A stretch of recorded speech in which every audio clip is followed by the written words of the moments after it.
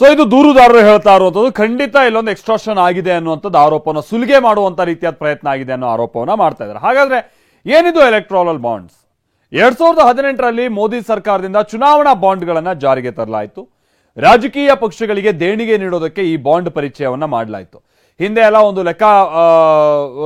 ಲೆಕ್ಕಪತ್ರ ಇರಲಿಲ್ಲ, ಯಾರ್ಯಾರಿಗೆ ಯಾವ ಪಾರ್ಟಿಗಳಿಗೆ ಯಾರು ಎಷ್ಟು ಕೊಡ್ತಾರೆ ಅನ್ನುವಂಥದ್ದು. ಅದೊಂದು ಲೆಕ್ಕ ಸಿಗಬೇಕು ಅನ್ನುವಂಥ ಕಾರಣಕ್ಕಾಗಿ ಸ್ವಲ್ಪ ಟ್ರಾನ್ಸ್ಪರೆನ್ಸಿ ತರಬೇಕು ಅನ್ನುವಂಥ ನಿಟ್ಟಿನಲ್ಲಿ ಅವ್ರು ಮಾಡಿದಂಥ ಪ್ರಯತ್ನ. ಬಟ್ ಅದರಲ್ಲೇ ಬಹಳಷ್ಟು ಟೀಕೆಗಳು ಆರಂಭಿಕ ಹಂತದಲ್ಲಿ ವ್ಯಕ್ತ ಆಯಿತು. ಜೊತೆಗೆ ಇದರಲ್ಲಿ ಏನು ಪಾರದರ್ಶಕತೆ ಇದೆ ಅನ್ನುವಂಥದ್ದು ಆರೋಪ ವ್ಯಕ್ತ ಆಯಿತು. ಜೊತೆಗೆ ಕೋರ್ಟ್ ಇದಕ್ಕೆ ಮಧ್ಯಂತರ ಪ್ರವೇಶವನ್ನು ಮಾಡಬೇಕಾಯಿತು. ಸೊ ರಾಜಕೀಯ ಪಕ್ಷಗಳಿಗೆ ದೇಣಿಗೆ ನೀಡೋದಕ್ಕೆ ಬಾಂಡ್ ಪರಿಚಯ ಮಾಡಲಾಯಿತು. ಆಡಳಿತದಲ್ಲಿ ಪಾರದರ್ಶಕತೆ ತರೋದಕ್ಕೆ ಚುನಾವಣಾ ಬಾಂಡ್ ಅನ್ನ ಜಾರಿ ಮಾಡಲಾಯಿತು.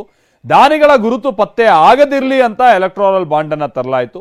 ಕಂಪನಿ ಅಥವಾ ವ್ಯಕ್ತಿಗಳಿಂದ ರಾಜಕೀಯ ಪಕ್ಷಗಳಿಗೆ ದೇಣಿಗೆಯನ್ನ ನೀಡುವಂತ ನಿಟ್ಟಿನಲ್ಲಿ ಒಂದು ವ್ಯವಸ್ಥೆಯನ್ನ ತರಲಾಯಿತು.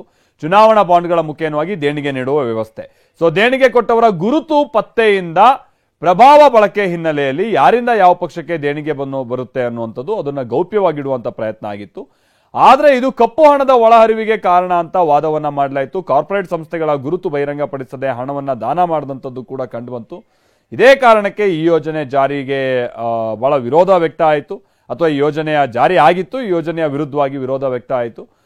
ಅಕ್ರಮ ಹಣ ವರ್ಗಾವಣೆಗೆ ಸಮ ಇದು ಅಂತೇಳಿ ಕಾಂಗ್ರೆಸ್ ಕೂಡ ಇದನ್ನ ವಿರೋಧಿಸಿತ್ತು. ಕಾಂಗ್ರೆಸ್ಗೂ ಕೂಡ ಇದರಿಂದ ಹಣ ಬಂದಿದೆ, ಬಟ್ ಕಾಂಗ್ರೆಸ್ ಕೂಡ ಇದನ್ನ ವಿರೋಧಿಸಿತ್ತು.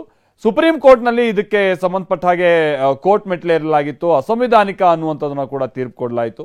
ಒಂದು ಲೆಕ್ಕದ ಪ್ರಕಾರವಾಗಿ 2016ರಿಂದ 2022ರ ಮಧ್ಯೆ ಸುಮಾರು 16,437 ಕೋಟಿ ರೂಪಾಯಿ ಮೌಲ್ಯದ ಬಾಂಡ್ ಅನ್ನ ಸೇಲ್ ಮಾಡಲಾಗಿತ್ತು. ಒಟ್ಟಾರೆ ಎಲೆಕ್ಟ್ರಾಲ್ ಬಾಂಡ್ ನಲ್ಲಿ ಬಿಜೆಪಿಗೆ ಸಿಂಹಪಾಲು ಅನ್ನುವಂಥದ್ದು ಕೂಡ ಅದಾದ ನಂತರದಲ್ಲಿ ಗೊತ್ತಾಯಿತು. ಈ 16,000 ಕೋಟಿಗಿಂತ ಹೆಚ್ಚಿನ ಹಣ ಏನು ಬಾಂಡ್ ರೂಪದಲ್ಲಿ ಖರೀದಿಯಾಗಿತ್ತು, ಅದರಲ್ಲಿ ಬಿಜೆಪಿಗೆ ಹೆಚ್ಚಿನ ಪಾಲು. ಒಟ್ಟು 28,030 ಎಲೆಕ್ಟ್ರಾಲ್ ಬಾಂಡ್ ಅನ್ನ ಮಾರಾಟ ಮಾಡಲಾಗಿತ್ತು ಅನ್ನುವಂಥದ್ದು ಗೊತ್ತಾಯಿತು.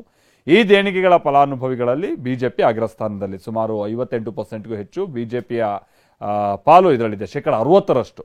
ಅಂದ್ರೆ ಹೆಚ್ಚು ಕಡಿಮೆ 10,122 ಕೋಟಿ ಬಿಜೆಪಿಗೆ ಬಂದಿದೆ ಅನ್ನುವಂಥದ್ದು ಗೊತ್ತಾಯಿತು. ಸೊ ಪ್ರಮುಖ ವಿರೋಧ ಪಕ್ಷ ಆಗಿರುವಂತಹ ಕಾಂಗ್ರೆಸ್ ಸದ್ಯ 2ನೇ ಸ್ಥಾನದಲ್ಲಿದೆ. ಆಗ ಕೋರ್ಟ್ನಲ್ಲಿ ನಡೆದಾಗ ಟಿಎಂಸಿ ಇತ್ತು, ಈಗ ಅದರ 2ನೇ ಸ್ಥಾನ ಕಾಂಗ್ರೆಸ್ ಪಾಲಿದೆ. 1,547 ಕೋಟಿ ರೂಪಾಯಿ ಅಂದ್ರು ಅಷ್ಟು ಕಾಂಗ್ರೆಸ್ ಪಾಲಿದೆ.